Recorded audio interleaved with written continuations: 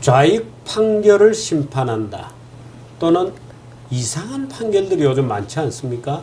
뭐 들쭉날쭉하는 이런 판결들에 대해서 황성욱 변호사가 조목조목 정리해드리는 시간입니다. 어서 오십시오. 네, 안녕하십니까. 누구죠? 오늘 조희연 교육감 선고유예 판결 났습니다. 판결이 완전히 또 이번에는 왔다 갔다 했어요. 예. 어떻게 보셨어요? 이거 뭐 제가 볼 때는 대법원까지 가서 결론이 한번 지켜봐야 될 것 같습니다. 검찰에서 상고했다고 하니까요. 아니 근데 1심 판결은 당선 무효형이잖아요. 예.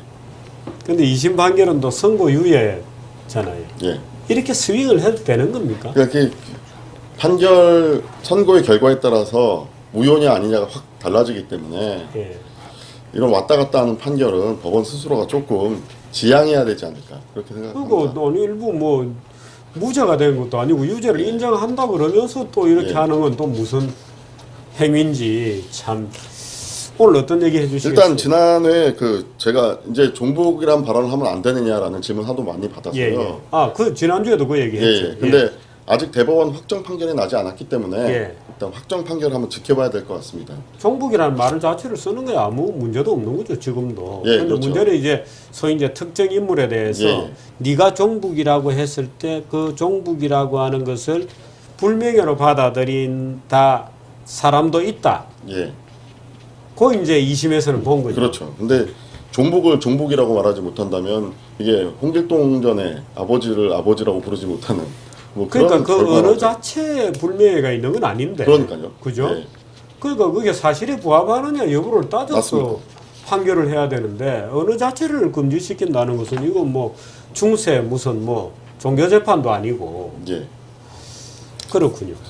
오늘 제가 문제를 예. 삼고 싶은 것은 이게 좀 오래된 판결이긴 한데 지금 헌법재판소에서 군 가산점 제도에 대해서 위헌 판결을 내린 적이 있습니다. 예. 근데 최근에 북한 도발로 우리 하사 예. 2명이 다리도 잃었고요.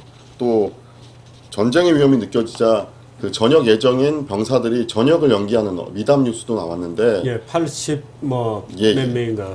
그 과연 군 가산점 위헌 판결이 뭐 필요성에 대해서는 국민들이 알고 계실 텐데 법리적으로도 과연 위헌인지 제가 한번 살펴보고자 합니다. 그때는 위헌이라고 판결이 난 거지. 예, 그렇습니다. 그래서 실제로 없어졌습니다. 군 가산점이 없어진 겁니다. 예, 지금 현재 군 가산점 제도는 없습니다. 예.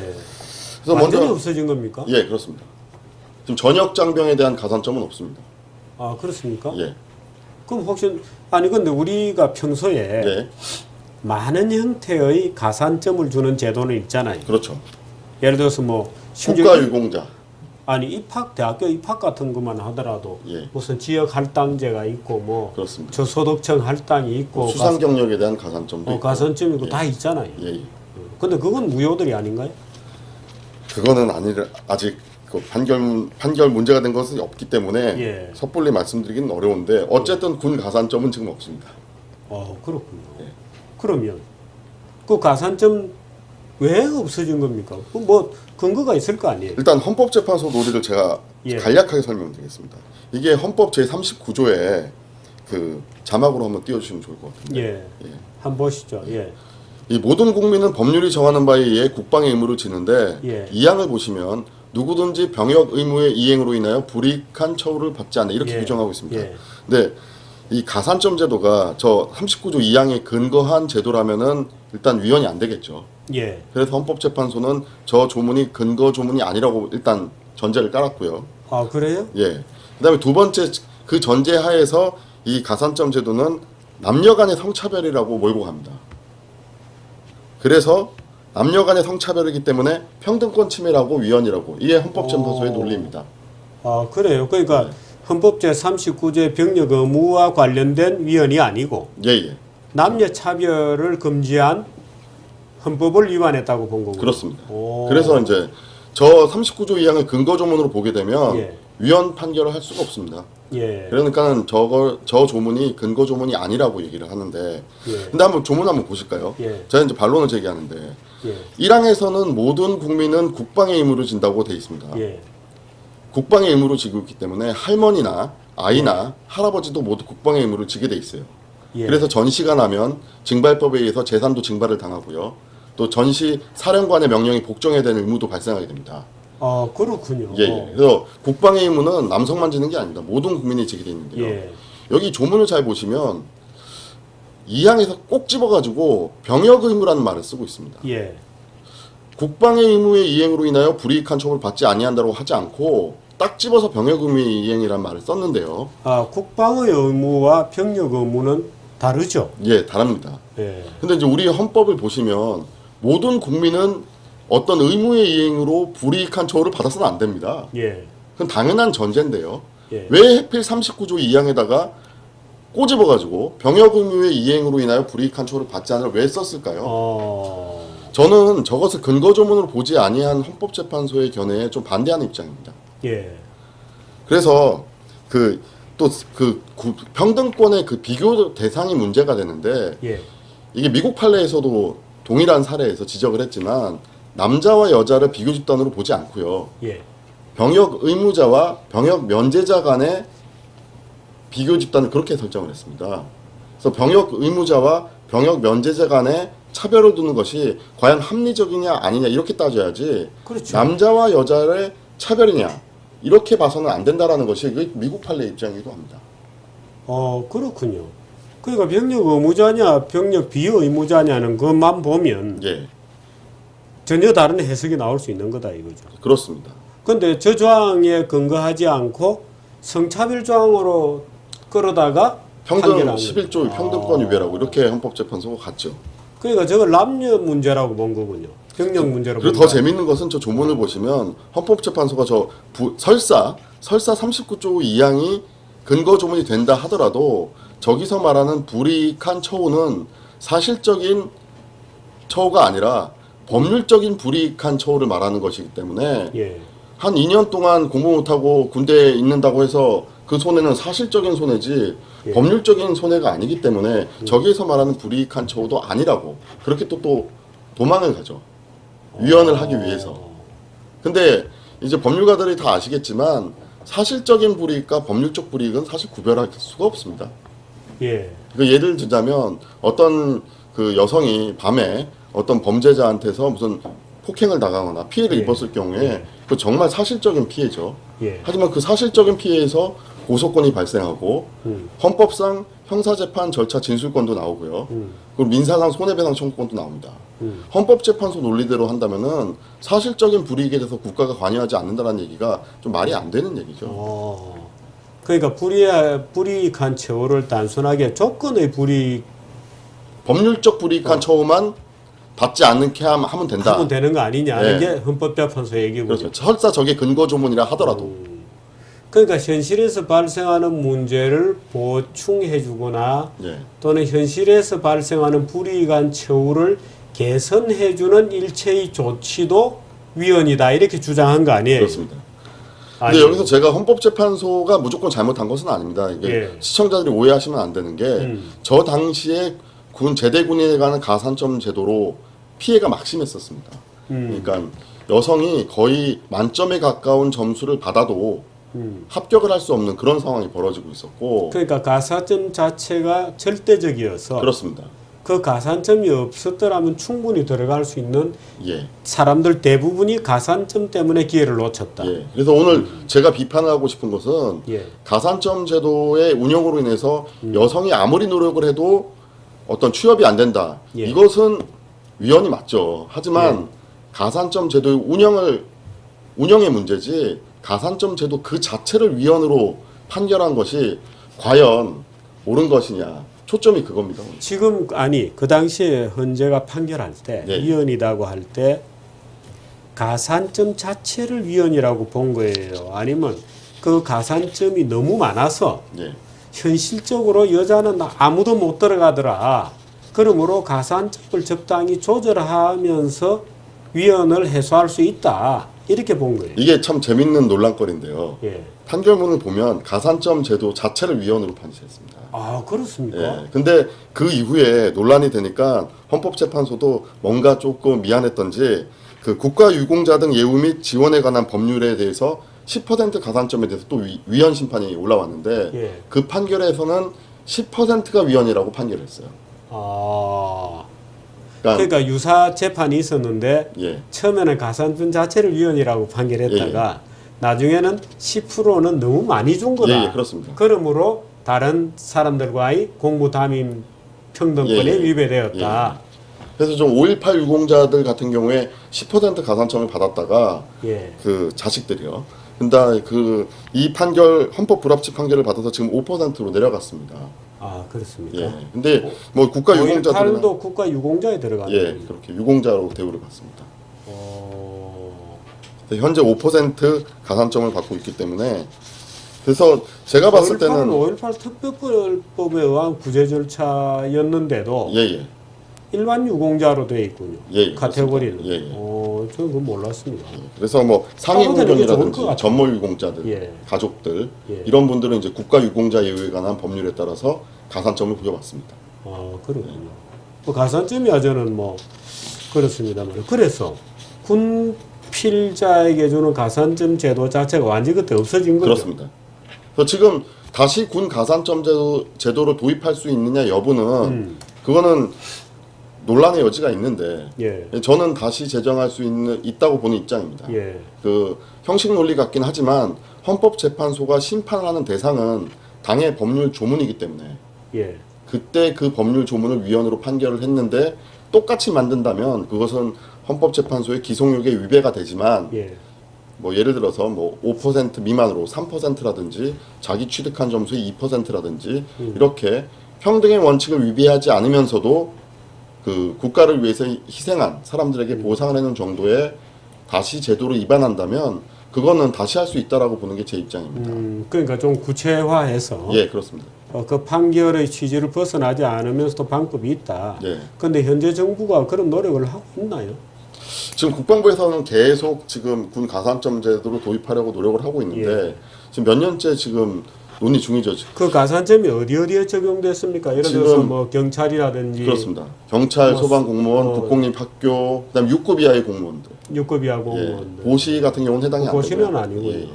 그 경우에 얼마를 주었습니까? 2년 이상 복무를 하게 되면 5%를 줬고요. 그러니까 과거에. 만기 제대로 하면. 예, 예. 2년 미만으로 하게 되면은 3%인데 소위 방위라고 하시는 분들까지도 받았습니다. 그때 그 당시에. 아, 2년 미만이니까. 네. 아, 상근 예비역까지 포함해서. 예. 그렇군요. 그 점수가 예를 들어서 3%다 5%다 하는 점수가 그 만점에 5% 3%였습니다. 좀 컸다는 문제군요. 많이 컸습니다. 그래서 또 시험 자체 난이도가 그렇게 어려운 시험이 아니다 보니까 예. 합격 카트라인이 85점 정도 이상 되는 그런 시험에서 그 전역 병사들이 5점을 받아버리게 되면 여성들이 이제 아무리 시험을 잘 봐도 이제 붙을 수가 없는 그런 현상이 벌어졌죠. 그렇군요. 예. 근데 이제 이 뒷얘기가 있는데 이 소송을 위헌 심판 청구를 했던 그 변호사님이 이석연 변호사라고 전 이명박 정부 때 법제처장도 법제처장도 하시고. 그분이 이제 소송 대리를 하셨는데 이거 저도 이제 전해 들은 얘기입니다. 단순 위헌이 판결 나올 줄은 정말 꿈에도 몰랐고 헌법 불합치 정도가 나올 줄 예상을 하고 있었는데 헌법재판소에서 전원일치로 단순 위헌이 나오는 바람에 본인도 깜짝 놀랐다. 그래요? 예. 그 헌법재판관 구성에 무슨 어떤 편향성이 있었다고 근데 이제 거죠? 뭐 그 인터넷에서 이제 카더라 통신으로 예. 이제 9인의 헌법 재판관이 있는데 그 중에 이제 5분 정도가 본인이나 장남이 이제 군대를 가지 않았던 그런 분들이었기 때문에 본인들의 어떤 그 쑥스러움을 만회하기 위한 것이 아니라 농담 섞인 그 유머는 돌았었습니다.